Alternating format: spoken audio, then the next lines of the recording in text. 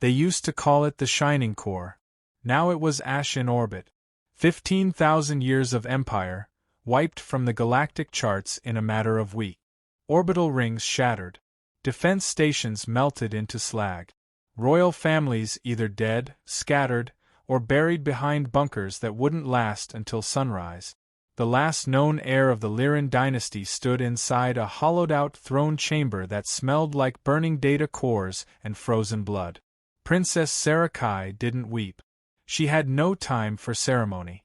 She moved with calculated urgency across broken marble and scorched banners, a black cloak draped around armor not designed for war but politics. 2 bodyguards flanked her, both silent, bleeding, and preparing to die. They were not the last defenders. They were just the final delay. The beacon was older than most empires. A box of obsidian alloy etched with patterns so ancient that her people pretended it had been decommissioned centuries ago. Lies wrapped in tradition. Sci-Fi pressed her hand into the seal, letting her blood confirm her identity. The signal that followed was one word. Humanity. Elsewhere, in a sector the galaxy no longer monitored, a transmission snapped into life on a ship made of shadows and scars. Elias Ward didn't answer immediately. He watched the data crawl across his display. Biosignature, Lyran. Priority, Royal. Context, Surrender. Offer, Alliance. Origin, Collapsing Throne World. Coordinates locked. His ship moved without asking. When the royal palace fell, it wasn't to the roar of guns, but to silence. The enemy never announced themselves. They arrived as code, as viral strands infecting planetary systems, turning drones against their owners, stealing defense AI cores and rewriting them mid-battle. No negotiations. No ultimatums. Just entropy. Organic and synthetic minds alike burned in invisible wave. Sci-Fi watched the final perimeter collapse from an escape shaft lined with ancient murals that mocked her now. A traitor general had activated the palace's AI failsafes, locking out evac routes and jamming off-world transmissions. The signal to humanity had slipped through on an unused spectrum, a myth kept alive by fools and desperate royals. The sky turned orange and black as another satellite detonated. Her ship never arrived. Instead, the world cracked open, and from the smoke, a black arrow fell. They didn't know what it was at first. Not Lyran. Not enemy. It didn't fit the IFF matrix. It burned straight through the blockade without returning fire, weaving between kill zones like it already knew the playbook. Its impact shattered the outer palace gates. The noise that followed wasn't a missile strike. It was the grinding of steel boots on shattered stone. Elias Ward didn't wear insignias. His armor bore no crest, no banner, no rank. He walked through the smoke, found her standing at the edge of collapse, and said, "You called." She had imagined emissaries, a fleet, a council of war-hardened generals with demands and star charts. Instead, she got one man. He handed her a folded cloak. She didn't take it. "You are a human?" she asked, voice strained by smoke and disbelief. He nodded. "You wanted help. This is help. It's the start." Blaster fire echoed behind them. Her bodyguards moved forward, but Elias raised one hand. A drone flared to life above him. Within seconds, it released a sonic pulse that flattened 3 corridors of enemy foot soldiers. No effort. No warning.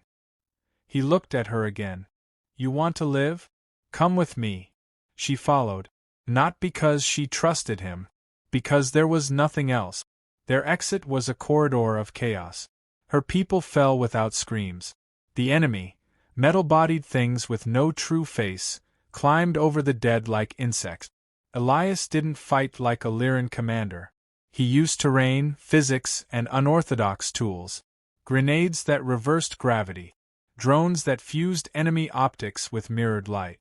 Blades where bullets would have failed. On board his ship, she collapsed into a chair without asking. The vessel sealed around them like a living thing. Interior lights pulsed in crimson and cobalt. Every screen spoke in a dead human tongue. She realized they hadn't escaped. They'd been abducted by the only predator still answering distress calls. She finally asked, "Why did you come?" Elias replied without turning. "Because you asked. And because I was curious. That's it. For now." He gave her medical treatment without ceremony, sealing 3 wounds and injecting her with nanites that stung like acid. She didn't protest. Pain was irrelevant now. She needed answers. "You're not what I expected." "Neither are you," he said. "The Empire painted your kind as untouchable. Yet here you are, covered in blood and bargaining with myths. My people once ruled the stars. And now they send distress signals to ghosts." The silence stretched between them. She watched the stars bend outside the viewport. Faster than light was illegal in most of the known galaxy. Not here. Human tech didn't care about what was legal, only what worked. He guided the ship through dead sectors, places the maps labeled as cursed or forbidden, graveyards of derelict fleets, moons split open like overripe fruit, stations filled with drifting corpses. Every time she asked what happened, he said one word: war. They docked inside a hollowed asteroid surrounded by satellite debris. No guards. No ceremony. Just a landing pad etched with sigils older than her empire. The moment she stepped out, her legs trembled. He let her fall, then handed her a canteen. "Drink." "What?" "You'll get used to it." She didn't argue. Inside, humans moved with precision. Not military parade ground perfection, something rawer, sharper. Engineers rewiring obsolete ships with hand-grown crystal. Soldiers sparring with AI training bots running simulations of extinct battle tactic. No hierarchy. Just result.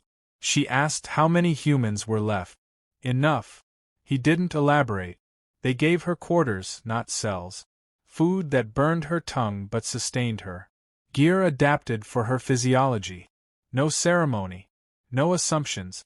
Humanity had learned long ago that pity was just another kind of leash. In the briefing chamber, she finally asked what the price was. "You came for help," Elias said. "But help comes with a cost. Speak your terms." "We don't do empires." "What do you do?" "Survival. Precision. And when needed, revenge." She nodded. Slowly. "You still fight." "We never stop. We just got better at doing it quietly." Sci-Fi felt the last weight of her legacy slide from her shoulders. "I'm not here to rule. I'm here to end what they started." "You're sure?" She turned to him. "My family is dead. My world is burning. All I have left is what I choose next." Elias studied her. "Then we start now." They trained. Not in classrooms but in real spaces. Vacuum drills, zero-G combat, system infiltration. She bled in ways her ancestors never imagined. She didn't complain. Humans didn't trust words. Only action. One night, a coded transmission broke through the dead space. A Lyran commander. Demanding her surrender. Claiming she'd been abducted by the ghosts of a rogue species. Elias handed her the console. She answered in the old tongue. "This is Princess Sci-Fi of the Lyran Empire. I stand with the humans now. Come for me if you dare." The channel cut.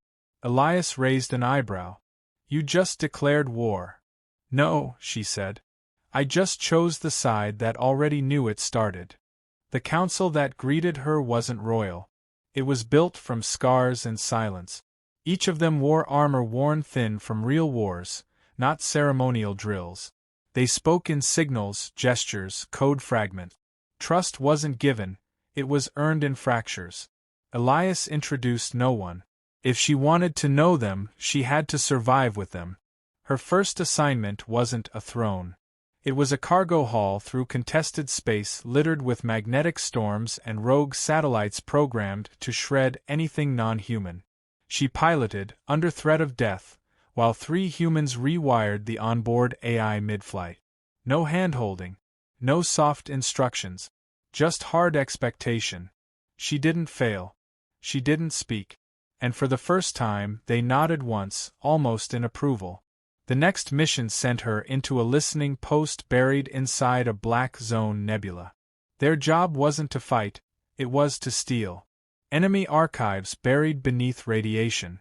She learned how to spoof Lyran command signals to slip past defenses built by her ancestors.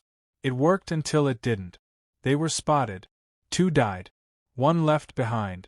She watched a human override her escape pod's coordinates to save her instead. Back on base, she asked Elias why. That one believed you weren't useless. Now he's dead. Elias didn't blink. Then prove he was right. They stopped calling her princess. Not out of cruelty. They just didn't care. Titles meant nothing to a species that abandoned their flags a century ago. The galaxy had tried to bury them, exile them, erase them. It only made them more focused. Their victories weren't broadcast. They were whispered in systems that forgot they existed. She studied their tactics. No symmetrical warfare. Only precise chaos. Hit and fade. Virus drops in enemy logistics systems. Psychological warfare designed to collapse morale. They didn't waste bullets. They dismantled belief. The Empire's fleets were vast, but human warfare infected the roots. One by one, Lyran colonies reported systems crashing. Ships disappearing. Morale dropping. No demands made. No new claimants to power. Just void. Sarakai didn't ask for credit. But every time another Lyran sector failed to respond, she knew part of it was because she lived. Elias handed her a prototype. Not a weapon. A data artifact. Inside it, coordinates and a name. Phalaris. A Lyran fortress world. A symbol of eternal dominance. Untouched in over 1,000 years. Why this? She asked. Because they think it's untouchable. And you want to prove otherwise. I want you to prove it. The team assigned wasn't elite by human standard. No medals. No fanfare. Just quiet competence. An infiltration expert named Cade. A cybernetic combat medic called Ven. And a silent demolitionist known only as Rick. None of them spoke about the mission like it was heroic. Just necessary. Infiltration began with a stolen Lyran medical ship. Sarah played the role of envoy down to the bone. Her accent, her posture, her contempt for lower caste personnel, it all returned. Like a cloak she hated wearing. They bought it. For 36 hours, they navigated internal checkpoints, uploaded Trojans, mapped every weakness. Then the lights cut out. The internal AI began screaming about compromised biointegrity. Doors sealed. Security drones activated. She looked to Cade. He just nodded. It was time. The fortress didn't fall in flames. It collapsed inward, system by system. Power rerouted. Shields reversed. Defense drones turned on one another. And in the heart of the chaos, Sarah reached the vault. Inside were records older than her people remembered. Biological experiments, planetary purges, exile orders signed by her ancestors. Elias didn't want a victory. He wanted truth. And now she had it. They fought their way out. Rick stayed behind with a fusion charge. Cade lost an arm. Ven kept them breathing long enough to hijack an outbound supply freighter. They didn't cheer. They didn't speak. Only when they were light years out did someone break the silence. Did you get it? She held up the artifact. Everything. When they returned, Elias was already moving to the next target. He never praised. Never asked what they lost. Just pointed forward. The artifact's contents spread through the underlayers of the galactic net. Not loud. Not obvious. But undeniable. Lyran citizens, sheltered, fed lies for centuries, began to question. Resistance groups emerged in colonies once fanatically loyal. Governors fled. Fleet movements stuttered. And through it all, the name that kept surfacing wasn't Elias's. It was hers. Whispers of the last princess. The one who sided with the ghosts. Who now made empires fall with silence, not banners. Her image spread, always altered slightly. No two versions matched. No truth confirmed. Myth reshaped into utility. Elias called her to a war room deep inside an asteroid base buried in a radiation storm. What you did at Phalaris worked. They're bleeding. But now they're angry. She didn't flinch. We just intercepted intel, he said. They're building something. A reclamation ship. Big enough to erase cities. Old tech. Pre-Empire. Illegal even by their standards. And you want to stop it. I want you to destroy it. She studied the data. It's in the Dvas belt. Suicide to enter. Elias just waited. She nodded. The Dvas belt was where ships went to die. Magnetic storms. Rogue mines. Automated killsats built during a forgotten war. Their ship, cobbled together from 6 wrecks, slipped in under false signatures. The mission wasn't to fight. It was to plant a virus in the shipyard's mainframe. One command, and the superweapon would burn before ever leaving dock. The plan held until the atmosphere turned black. They'd been detected. Sarah made the call herself. Divert the team. Let her go alone. She had the clearance, the face, the name. Let it serve for once. She walked into the shipyard dressed in a captain's uniform that hadn't been seen in 100 years. Guards dropped to one knee. She didn't stop. Her voice steady. Her commands flawless. She reached the command node, opened the interface, and unleashed the virus. Alarms didn't sound. Screens didn't blink. The ship simply began to melt. From the inside. Security caught on seconds later. She ran. Not away, but toward the blast point. A shuttle was waiting. Cade had ignored her order. Again. The shuttle lifted as the atmosphere turned red. Behind them, the reclamation ship cracked in half. Back on base, Elias waited in the dark. You could have died, he said. I was supposed to. Then why didn't you? She looked at him. Because I'm not done yet. Across the galaxy, the Lyran began to fracture. Elite fleets pulled back to defend core systems. Colonies revolted. Civil war loomed. All orchestrated by the humans who were never supposed to matter again. And Sarakai, the last of her line, stood not as a queen, but as a scalpel. The next mission was different. A summit. Not political. Strategic. Resistance leaders from 6 fractured species. Some former enemies. Some barely trusted. They gathered in a derelict station wired to explode if the wrong codes were entered. Sarah was sent as the representative. No longer a guest. Now an operator. She didn't speak with titles. She spoke with proof. The collapse of Phalaris. The destruction of the reclamation ship. The archive leak. The subtle sabotage of 4 strategic hubs. Each time, she named no heroes. Only objectives. They listened. The response to the beacon wasn't a roar. It was a pattern. Ghost signals pinging from dead worlds. Encrypted pulses unlocking hidden caches. Warships built in secret rising from beneath oceans long thought poisoned. Entire fleets faded from memory now moved like they'd never stopped watching. Elias didn't make speeches. He uploaded coordinates, strike zones, timelines. No one needed convincing. The humans who answered had never stopped preparing. What came next wasn't war. It was reclamation. Sarakai found herself at the nexus of it all. Not leading. Not following. Directing. Her identity mattered, but only because she made it useful. The humans had no interest in royalty, only result. She delivered, and they trusted her with more. First came the core relay stations. Once vital to Lyran command networks, now turned liabilities.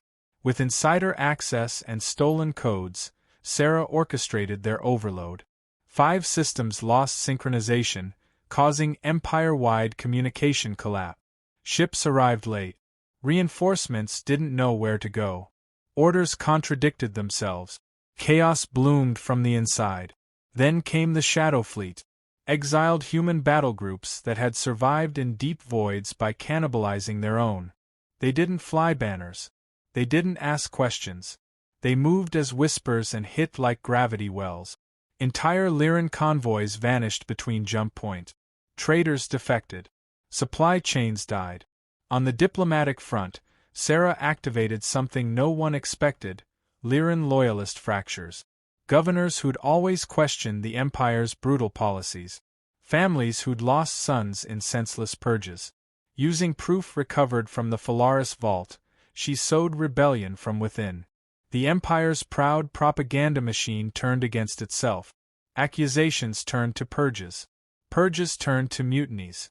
The Empire retaliated with terror campaigns. Genocides under the guise of defense. But this time they were seen. Human media networks, once thought dismantled, exposed everything. Images spread of Lyran atrocities not as rumors but as live footage, streamed by hacked satellites and posted to resistance frequencies. The myth of imperial perfection shattered. A summit was called in the Echelon Drift, attended by human commanders and representatives from alien species once crushed under the Empire's rule. None had forgotten what the Lyran did. Few trusted each other. But Sarah was the one who unified the table. Not with pleas. With leverage. She presented the next step, Operation HFY. Not planetary bombardment. Not fleet-level engagement. The plan was to isolate the Lyran homeworld, Zeltarian. Remove its defenses. Sever its fuel lines. Crash its artificial moons. Then give its people a choice: surrender, or watch their cradle burn from the gravity field of their own hubris. The resistance wanted a symbol. Sarah gave them one. Zeltarian was fortified by 12 orbital ring stations. Self-sustaining. Armed. Shielded. Human AI sabotage teams spent decades preparing dormant code buried inside their network. Elias gave the signal. 6 stations shut down. Power failed. Shields dropped. The resistance arrived in waves. Not to destroy yet, but to encircle. For the first time in history, the Lyran saw ships from dozens of species blockading their skies together. No Empire banners. Just the united anger of the forgotten. Sarah transmitted a message. No demands. Just facts. Proof of the Empire's crimes. Names of those responsible. Coordinates of hidden labs. Orders signed by the royal bloodlines, hers included. Then she showed her face. Not as a princess. As a survivor. She named her father. Her uncles. Her bloodline. And said clearly, the old Empire is dead. What rises next is not for us. It's for them. Some Lyran submitted. Others screamed betrayal. A counterstrike launched from the planet's northern hemisphere. Nuclear pulse silos targeting the resistance fleet. Human interceptors activated. They didn't shoot the missiles. They hijacked them. Mid-flight, the missiles reprogrammed and reversed course. The strike zones were imperial palaces. The resistance didn't celebrate. They advanced. Surgical teams landed. Governors were arrested, not assassinated.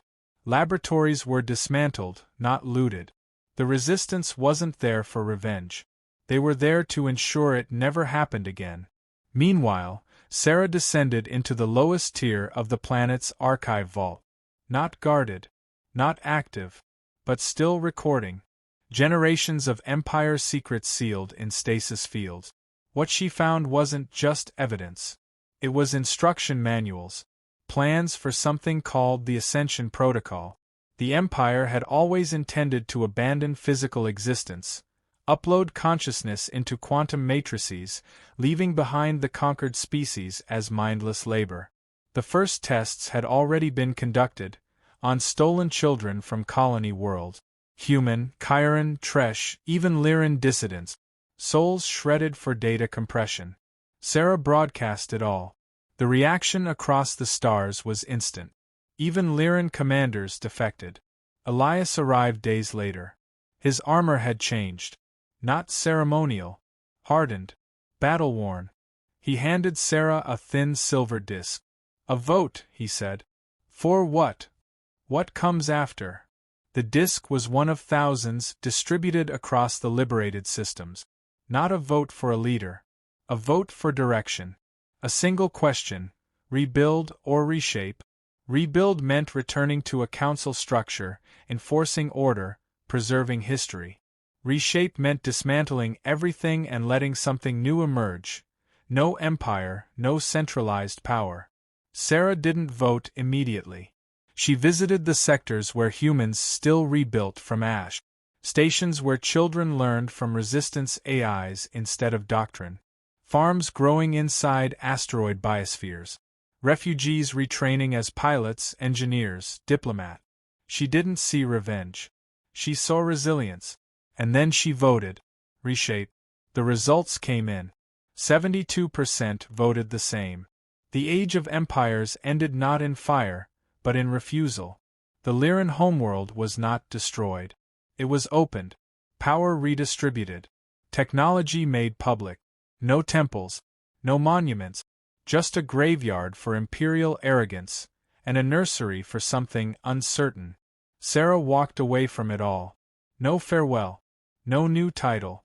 She disappeared into deep space aboard a ship with no transponder. No crew. Just coordinate. Rumors spread. Some said she sought out the final remnants of the Ascension Protocol to destroy it permanently. Others believed she wandered border systems resolving conflicts before they became wars. A few claimed she died. But stories persisted. A princess who burned her own throne. Who rewrote the word royalty into something the galaxy hadn't understood before, responsibility without demand. And somewhere in the dark between stars, a new signal began broadcasting. Not orders. Not warnings. Just a single message, repeating in every known language. We remember. Because in the end, it wasn't about humans saving a princess. It was about a human teaching her that salvation isn't given. It's chosen. And she chose it. The galaxy would never be the same.